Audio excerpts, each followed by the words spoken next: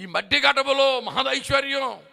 ఇది కార్యాలు జరుగుతాయండి, పనులు అవుతాయండి, సేవ అవుతుందండి. లేని వాటిని ఉన్నట్టుగా పిలుస్తామండి. దేవునికి స్తోత్రం కలుగునగాక.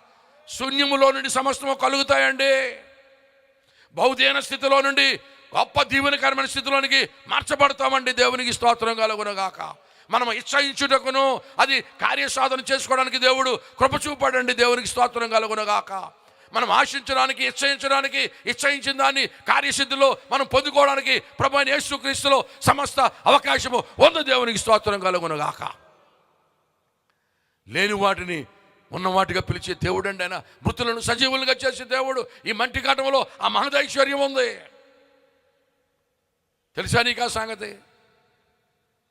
దేవుని బిడ్డలు, ఎన్నెన్ని అద్భుత కార్యాలు బ్రతుకుల్లో, ఎన్నెన్ని ఆశ్చర్య కార్యాలు, ఎన్ని లెక్క పెట్టగలం, ఎన్ని చెప్పగలం.